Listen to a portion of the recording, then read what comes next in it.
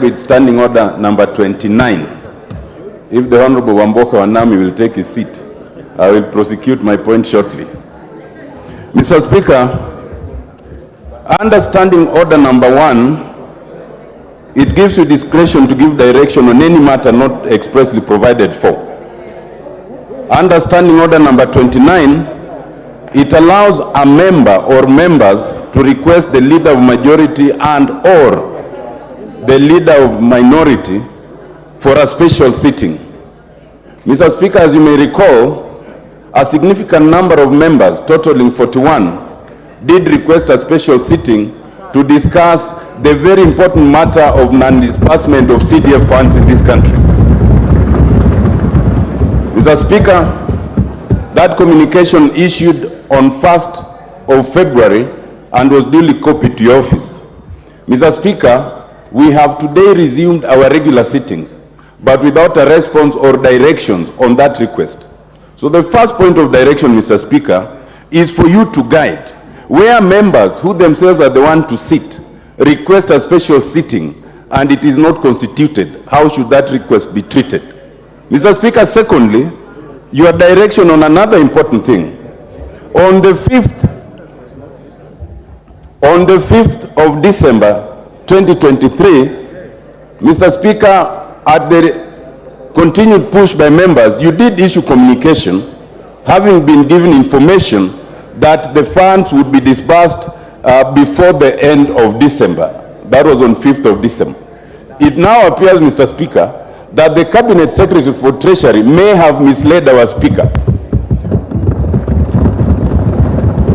Where a Cabinet Secretary who is answerable to this House misleads the leader of this House, how should we treat that?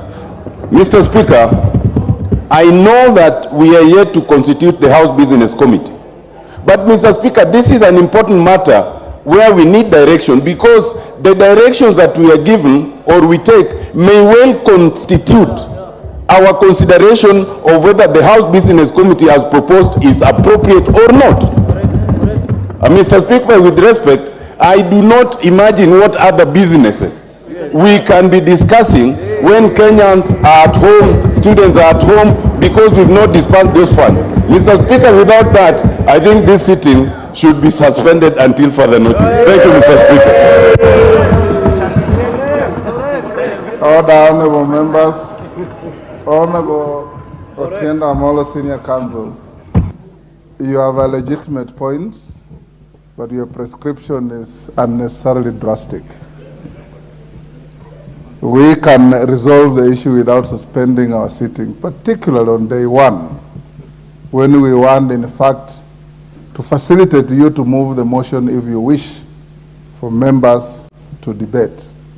Number 1, the letter you wrote, you addressed to the majority leader and the minority leader, only copied to Mr. Speaker.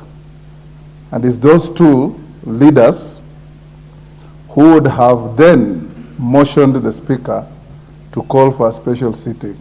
None of them did. Order, honorable members, order. So it is not within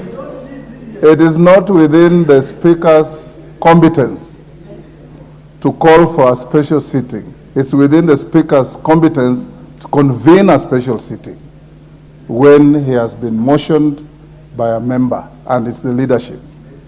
But it's now water under the bridge. We are sitting anyway.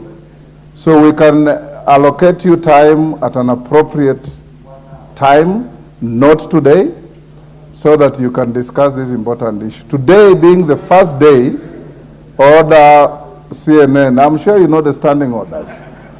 Today being the first day, we don't have a House Business Committee. So there is no business that has been approved and designated to be transacted. Understanding order number 1, today after we've cleared the motion on House business, I will only exercise my discretion to allow the woman rep for Elgeyo Marakwet to make a statement on the tragedy that befell one of our most rising athletic stars will be a very short statement. I have approved it for the CDF issue. Tomorrow, if you wish, you can file a motion of adjournment, and I'll give you time to debate. But before we do that, I think we will allow the majority leader tomorrow to bring a statement on the issue of disbursement of CDF. I did see a letter written to Mr. Speaker from the Treasury, and I passed it on to the clerk, detailing how the Treasury intends to disburse your CDF and conclude before the next financial year like they did last year. As to the timings, it's administrative, and I'll leave it to the majority leader, who is your interface with the government, to handle and report to the House tomorrow morning. It's so directed. Yes, Wangari. Thank you, Mr. Speaker. And I rise to just seek your clarification on the communication that you gave